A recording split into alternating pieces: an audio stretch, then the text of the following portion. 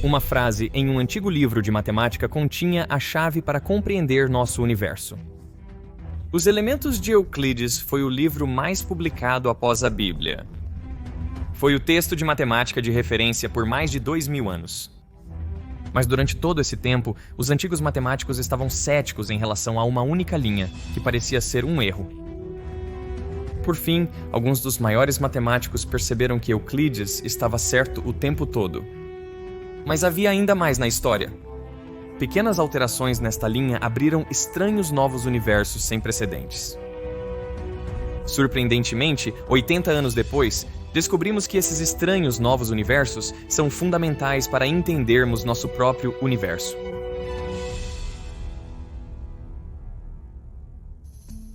Por volta de 300 a.C., o matemático grego Euclides assume um enorme projeto para resumir toda a matemática conhecida na época, para essencialmente criar o único livro que contém tudo o que todos sabem sobre matemática. Mas isso é uma tarefa fácil. Antes de Euclides, havia um problema com as provas matemáticas que as pessoas faziam. Mas elas apenas estariam andando em círculos. Por que um triângulo tem 180 graus? Por que as linhas paralelas existem se você pegar duas delas? Isso é porque você pode fazer um quadrado. Porque um quadrado existe. Você tem essa recursão infinita do que é a razão fundamental pela qual algo é verdadeiro. É como no dicionário, onde cada palavra é definida usando outras palavras. Então, como você chega à verdade fundamental? Euclides usou uma solução que foi pioneira pelos gregos. Vamos apenas aceitar algumas das coisas mais simples, coisas básicas como sendo verdadeiras. Estes são nossos postulados. Com base nesses postulados, podemos provar teoremas um por um, construindo nossa matemática usando lógica. Se as primeiras declarações forem verdadeiras, tudo o que se segue delas deve ser definitivamente verdadeiro. Ele aperfeiçoou o padrão ouro para a prova matemática rigorosa em que toda a matemática moderna se baseia. Euclides usou este método quando publicou sua série de 13 livros chamada Os Elementos, na qual ele provou 465 teoremas, cobrindo quase toda a matemática conhecida na época, incluindo geometria e a teoria dos números. E todos esses teoremas dependiam de algumas definições, algumas noções comuns e 5 postulados. Vamos direto para o livro 1, e o livro 1 começa com definições. Você tem que começar de algum lugar, e a definição é: um ponto é aquilo que tem uma linha. É um comprimento sem largura, com extremidades chamadas pontos. Ele se refere a uma curva com algumas extremidades, não a uma linha. Uma linha reta é uma linha que se encontra uniformemente dentro dos pontos em si mesma, e assim por diante. Ele apresenta 23 definições e 5 postulados. Os 4 primeiros são simples. Se você tem 2 pontos, pode traçar uma reta entre eles. 2. Se você tem uma reta, pode estendê-la infinitamente. 3. Dado um centro e um raio, você pode desenhar um círculo. E o quarto é que todos os ângulos retos são iguais entre si. Mas o postulado 5 traz os grandes detalhes. O que diz que se uma linha reta passando sobre 2 linhas retas faz com que os ângulos internos do mesmo lado sejam menores que 2 ângulos retos, as 2 linhas retas, se produzidas indefinidamente, se encontram naquele lado onde estão os ângulos menores que os 2 ângulos retos. Do que diabos ele está falando? Isso é um postulado? Tipo, todas essas são, você sabe, metade de uma frase, e todas são flagrantemente óbvias. E então vem o 5, do nada, e é como um parágrafo inteiro. O que ele está fazendo? Isso deixou os matemáticos desconfiados. Parecia que Euclides havia cometido um erro. O filósofo grego Proclus pensou que o postulado 5 deveria ser retirado dos postulados, pois é um teorema. Sendo um teorema, deveríamos conseguir prová-lo a partir dos 4 primeiros postulados, e foi o que muitos tentaram. Alguns, incluindo Ptolomeu e Proclus, acreditavam que haviam conseguido, mas na verdade tudo o que conseguiram fazer foi apenas reafirmar o postulado 5 com palavras diferentes.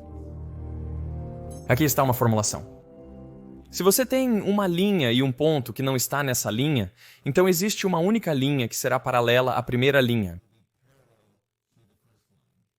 Por isso, o quinto postulado é muitas vezes chamado de postulado paralelo. Quando o método de prova direta falhou, outros matemáticos, incluindo Al-Haytham e Omar Khayyam, tentaram uma abordagem diferente, prova por contradição. A ideia é simples: manter os 4 primeiros postulados iguais, mas assumir que o quinto é falso. Então você usa esses novos postulados para provar teoremas. Se isso levar a uma contradição, como verdadeiro igual a falso, então seu novo quinto postulado está errado. Portanto, a única opção restante seria que a versão de Euclides do quinto postulado está correta, provando assim o quinto postulado. Então, como seria se o quinto postulado fosse falso? Bem, de acordo com Euclides, através de um ponto não em uma linha, só poderia haver uma linha que é paralela à primeira. Uma alternativa é que não há linhas paralelas traçáveis por esse ponto. Pessoas tentaram isso e perceberam que as linhas teriam que ter um comprimento finito, e eles pensaram, bem, isso não pode ocorrer. Assim, essa opção foi descartada por contradizer o segundo postulado, que afirma que as linhas podem ser estendidas indefinidamente. A outra alternativa é que você pode desenhar mais de uma linha paralela através de um ponto que não está na primeira linha. Então é isso que eles fizeram. Assumiriam que o postulado 5 estava errado, e eles pensaram, isso deve estar errado. Eles não conseguiram encontrar a contradição. Então a prova por contradição também falhou. No total, os matemáticos passaram mais de 2000 anos tentando provar o quinto postulado, mas todos que tentaram falharam. Por volta de 1820, Janusz Bolyai, um estudante de 17 anos, começou a dedicar seus dias e noites trabalhando no mistério. Seu pai ficou preocupado e escreveu para seu filho, dizendo que ele não deveria tentar essa abordagem para paralelos. Eu conheço esse caminho até o fim. Eu atravessei essa noite sem fundo, que extinguiu toda a luz e alegria em minha vida. Eu imploro a você, deixe a ciência dos paralelos de lado. Aprenda com o meu exemplo. Mas o jovem Bolyai não ouviu seu pai. Ele não conseguia ignorar a ciência dos paralelos. Após anos de trabalho, ele percebeu que talvez o quinto postulado não possa ser provado a partir dos outros 4. Poderia ser totalmente independente. Veja, de acordo com Euclides, você poderia ter apenas uma linha paralela através de um ponto. Bolyai imaginou um mundo com mais de uma linha paralela através de um ponto. Mas como? Quem disse que você precisava de uma superfície plana? Em uma superfície curvada como esta, é possível desenhar mais de uma linha paralela à original. Mas espere um segundo, essas linhas não parecem retas. O que torna as linhas retas especiais é que elas são os caminhos mais curtos entre 2 pontos. Nesta superfície, os caminhos mais curtos parecem curvados devido à sua curvatura. Aqui está um exemplo mais familiar. Aviões sempre tentam voar pelo caminho mais curto entre 2 cidades. Eles basicamente voam em linha reta, mas essa linha não parece reta em um mapa porque a superfície é curva. Esses caminhos mais curtos em superfícies curvas são chamados de geodésicas. Então, todas essas linhas são retas, elas apenas não parecem porque o mundo que Bolyai imaginou acabou sendo curvo. Isso é conhecido hoje como geometria hiperbólica. Sabe, quando eu costumava pensar no plano hiperbólico, eu apenas imaginava como uma grande cela, mas não é realmente isso que é. O plano hiperbólico é muito mais como essa peça de crochê.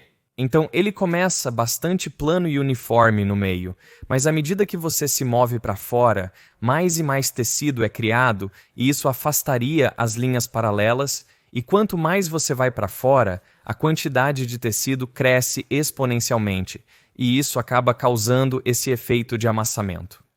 Para realmente visualizar o plano hiperbólico, imagine celas sobre celas sobre celas, como uma bagunça infinitamente amassada. Mas aquele pequeno pedaço de crochê não é o plano hiperbólico inteiro. Para mostrar isso, precisamos fazer um mapa, que caiba todo o plano em um disco. Para provar a eficácia, vamos preencher todo o plano com esses triângulos. Iniciando pelo meio, como no crochê, tudo parece bem normal. Conforme você se distancia do centro, obtém mais espaço, permitindo encaixar mais triângulos. Então eles parecem menores, mas na verdade são do mesmo tamanho. Como o plano hiperbólico é infinito, é possível adicionar triângulos indefinidamente e todos eles devem caber no disco. Então, à medida que você se aproxima da borda, os triângulos parecerão cada vez menores. Infinitamente menores, sem fim, e você jamais alcança a borda. Isso é chamado de modelo de disco de Poincaré. Aqui, as linhas retas são arcos de círculos que cruzam o disco em ângulo reto. E assim como em nossa forma original, uma linha reta no meio parece reta, enquanto as linhas retas ao lado parecem se curvar para fora. O que é notável é que Bolyai ainda não tinha um modelo de geometria hiperbólica. Ele desenhava triângulos euclidianos, supondo que o quinto postulado de Euclides era inválido. E enquanto Bolyai descobriu que o comportamento na geometria hiperbólica é muito diferente do de Euclides, matematicamente parecia tão consistente quanto. Em 1823, o jovem de 20 anos Janus escreveu para seu pai, dizendo que descobriu coisas tão maravilhosas que ficou maravilhado. Do nada criou um estranho novo universo.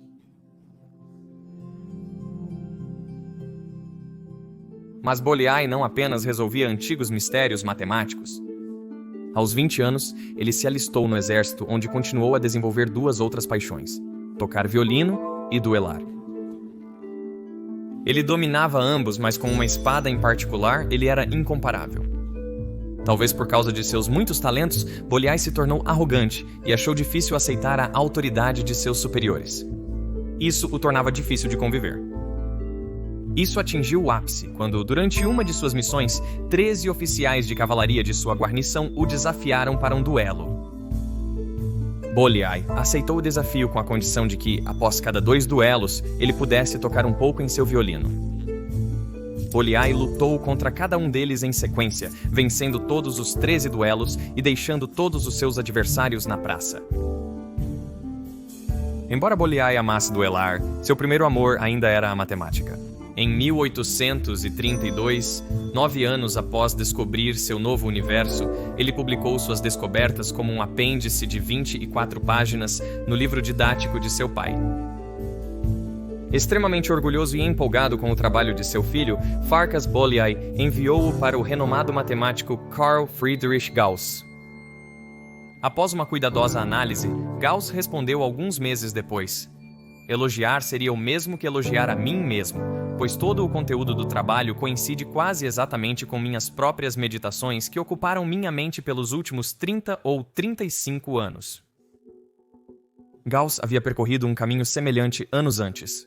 Em 1824, ele escreveu uma carta privada para um de seus amigos, na qual descreve a descoberta de uma geometria curiosa, uma com teoremas paradoxais e, para os não iniciados, absurdos. Por exemplo, Gauss escreve: os 3 ângulos de um triângulo tornam-se tão pequenos quanto se deseja, se apenas os lados forem suficientemente grandes, mas a área do triângulo nunca pode exceder um limite definido.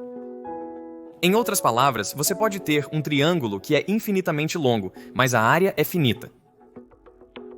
Você pode ver o porquê usando o modelo de disco de Poincaré. Um pequeno triângulo parece bastante comum, mas à medida que você o aumenta, os ângulos começam a ficar cada vez menores. Eventualmente, todos esses ângulos vão a zero, porque todas essas linhas intersectam o disco em 90 graus. Agora, essas linhas são infinitamente longas, mas por causa da geometria, a área é finita. Na mesma carta privada, Gauss escreveu: todos os meus esforços para descobrir uma contradição e inconsistência nesta geometria não euclidiana foram sem sucesso. Assim como Bolyai, Gauss descobriu que essa geometria parecia completamente consistente. Ele a nomeou geometria não euclidiana, nome que permaneceu. Descreve geometrias em que os 4 primeiros postulados de Euclides são válidos, mas o quinto não. Gauss decidiu não publicar suas descobertas, temendo ser ridicularizado. Essa aversão a um tipo diferente de geometria deve ser pelo menos um pouco surpreendente, porque existe outra geometria com a qual deveríamos estar muito familiarizados, a geometria esférica, já que todos nós vivemos em uma esfera. Em uma esfera, linhas retas são partes de grandes círculos. Estes são os círculos com a maior circunferência possível. Na Terra, o equador e os círculos de longitude são exemplos de grandes círculos e podemos usar isso para ver como as linhas retas se comportam. Essas linhas parecem ir na mesma direção, mas à medida que você continua estendendo-as, descobre que elas se cruzam uma vez e depois novamente do outro lado da Terra. E isso sempre acontecerá para quaisquer 2 grandes círculos, porque cada um deve ter a maior circunferência possível, então em uma esfera não existem linhas paralelas. Gauss há muito tempo era fascinado pela geometria esférica. Ele também era geodesista e fazia medições frequentes da Terra. Na década de 1820, ele foi encarregado de fazer o levantamento topográfico do Reino de Hanover para ajudar a fazer um mapa. Como parte deste levantamento, ele escalou as montanhas perto de Göttingen. Com a ajuda de pessoas em outros marcos, eles mediram cuidadosamente os ângulos de vários triângulos, que seriam usados para determinar a posição relativa entre lugares. Como referência para o levantamento e para determinar a redondeza da Terra, eles também mediram com precisão os ângulos de um grande triângulo formado por 3 montanhas. Mas, apesar das noções românticas de Gauss de fazer medições no topo das montanhas, ele não era o correspondente mais gentil.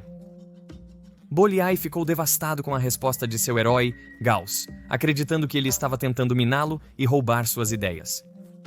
Ele ficou tão amargurado com a resposta de Gauss que nunca mais publicou nada. Em 1848, Bolyai enfrentou outra dificuldade ao descobrir que o matemático russo Nikolai Lobachevsky havia descoberto a geometria não euclidiana independentemente, anos antes de Bolyai publicar seu apêndice de 24 páginas. Quando Bolyai morreu em 1860, deixou para trás 20.000 páginas de manuscritos matemáticos não publicados. Ele não saberia que Gauss descobriu independentemente a geometria não euclidiana, nem saberia que, ao receber o apêndice, Gauss havia escrito a um amigo: "Considero este jovem geômetra, Bolyai, como um gênio de primeira ordem." Apesar da amargura de Bolyai, as geometrias não euclidianas seguiram se desenvolvendo. Até 1854, a geometria esférica não era considerada uma geometria não euclidiana. Isso porque em uma esfera, as linhas não podem ser estendidas indefinidamente. Matemáticos anteriores tropeçaram nisso e descartaram essa geometria, pois o segundo postulado de Euclides não se sustentaria. Mas em 1854, Riemann mudou o segundo postulado de uma extensão infinita para algo que é, citando, ilimitado, para que o segundo postulado ainda se mantenha em uma esfera. Com essa mudança, a geometria esférica se tornou outra geometria não euclidiana válida. Ao usar os 4 postulados generalizados e considerar o quinto como não havendo linhas paralelas, agora você poderia derivar a geometria esférica ou elíptica. Você consideraria o quinto postulado um erro? Teria sido melhor se ele nunca tivesse escrito isso? Se ele nunca tivesse escrito isso, teria prejudicado sua geometria por não conseguir provar muitas de suas afirmações. É lindo que ele tenha escrito isso. É lindo que as pessoas passaram 2000 anos tentando refutá-lo apenas para descobrir que, na verdade, ele estava certo ao escrever isso em primeiro lugar. Então, enquanto Euclides estava certo ao escrever o quinto postulado, ele cometeu um erro diferente. O problema com o que Euclides estava fazendo é o seguinte: definição 1. Um ponto é aquilo que não tem parte. O que significa ter uma parte? O que é uma parte? O que significa não ter uma parte? Uma linha é um comprimento sem fim. Ter respiração significa estar em harmonia consigo mesmo em todos os aspectos do seu ser? Do que diabos ele está falando?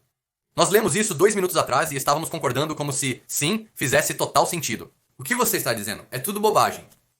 Não me dê uma definição que vai ter uma recursão infinita. Se você me der uma definição em termos de outras coisas, então você tem que me dizer o que são essas coisas. Se você me disser o que é isso, tem que me dizer o que é a coisa anterior. As definições são uma má ideia? Você não deveria ter definições. Você deveria ter termos indefinidos. Eu não vou te dizer o que é um avião.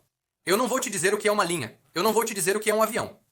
Tudo o que vou te dizer são os postulados que se presume que eles satisfaçam. São as relações entre os objetos que são importantes. E uma vez que você libera a sua mente para essa possibilidade, de repente você percebe que existe um mundo geométrico perfeitamente bom, no qual por linha você quer dizer grande círculo, e por plano você quer dizer esfera, e por ponto você quer dizer um ponto em uma esfera. E então, 4 desses axiomas são satisfeitos, apenas o quinto não. E da mesma forma, existe outro modelo, algo chamado modelo de disco para o espaço hiperbólico, no qual o disco é o plano. O que eu quero dizer com linhas retas são arcos de círculos, que são ortogonais ao disco, e então os pontos são pontos dentro do disco, e o disco é o plano. A geometria pode ser vista como um jogo. Os 4 primeiros postulados são como as regras mínimas necessárias para jogar esse jogo, e então o 5º postulado seleciona o mundo em que você vai jogar. Se você escolher que não existem linhas paralelas, você está jogando em geometria esférica. Ao escolher uma linha paralela, você está jogando em geometria plana. Se você optar por mais de uma linha paralela, estará jogando em geometria hiperbólica. Mas Riemann decidiu ir um passo além. Em vez de selecionar apenas um mundo para jogar, por que não combiná-los todos em um? Em seu discurso inaugural de 1854, ele estabeleceu as bases para uma geometria com curvatura variável. Uma parte pode ser plana, outra ligeiramente curvada e ainda outra pode ter uma curvatura muito forte. Essa geometria não se limitaria a planos bidimensionais. Poderia ser estendida para 3 ou mais dimensões.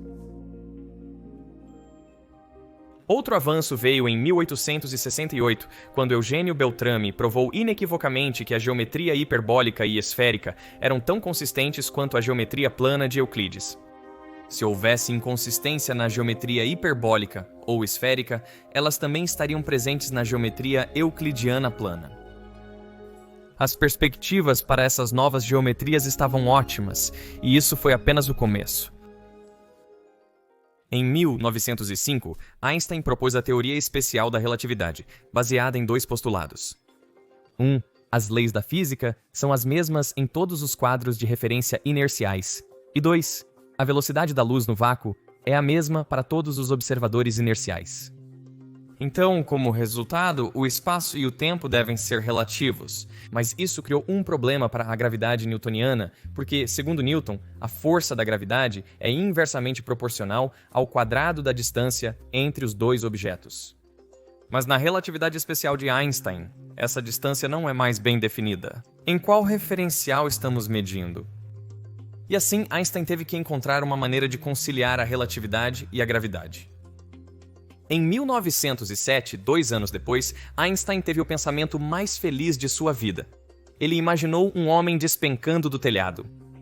O que deixou Einstein feliz foi perceber que, enquanto um homem estivesse em queda livre, se sentiria sem peso algum. Se ele soltasse um objeto, este permaneceria em movimento uniforme em relação a ele. Seria como estar no espaço, não perto de nenhuma massa, flutuando em uma nave espacial a uma velocidade constante. E isso é um observador inercial. Agora, esta é a grande descoberta. Einstein percebeu que eles não são apenas semelhantes, eles são idênticos, porque não há experimento que você possa fazer para determinar se está em queda livre em um campo gravitacional uniforme ou se está no espaço profundo, longe de qualquer objeto massivo. E assim, o homem em queda livre também deve ser um observador inercial, o que significa que ele não está acelerando e não está experimentando nenhuma força da gravidade. Se a gravidade não é uma força, como você explica a estação espacial orbitando a Terra? Ela não deveria apenas voar em linha reta. Os astronautas na estação espacial também se sentem sem peso, e essa é a chave. Parece que estão viajando em velocidade constante e em linha reta. Parece assim porque é exatamente isso que eles estão fazendo. Eles viajam em linha reta. Como uma linha reta pode parecer curva para um observador distante? A resposta é porque o espaço-tempo em que essa linha reta está é curvado. Objetos massivos curvam o espaço-tempo e objetos que se movem através dele seguirão o caminho mais curto nessa geometria curvada, a geodésica. Enquanto os astronautas na estação espacial seguem uma linha reta, ela parece curvada para um observador distante devido à curvatura do espaço-tempo causada pela Terra. O comportamento de linhas retas em geometrias curvadas é essencial para compreender o universo em que vivemos, e nos mais de 100 anos desde que foi publicada, a teoria geral da relatividade tem sido notavelmente bem-sucedida. Em 2014, astrônomos observaram uma supernova, a morte violenta e extremamente brilhante de uma estrela. Na verdade, eles viram a mesma supernova em 4 lugares diferentes. Como? Bem, entre a supernova e a Terra havia uma galáxia massiva que curvou o espaço-tempo. Então, a luz da supernova, que se espalhava em todas as direções, tinha vários caminhos diferentes para chegar à Terra. E 4 desses chegaram à Terra quase simultaneamente. A galáxia funcionou como uma enorme lente gravitacional. Os astrônomos perceberam que outras galáxias no aglomerado também poderiam lentejar a luz daquela supernova, mas com diferentes comprimentos de caminho e potenciais gravitacionais, então a luz chegaria à Terra em momentos diferentes. Após uma modelagem cuidadosa, eles previram que deveriam ver uma repetição daquela supernova apenas um ano depois.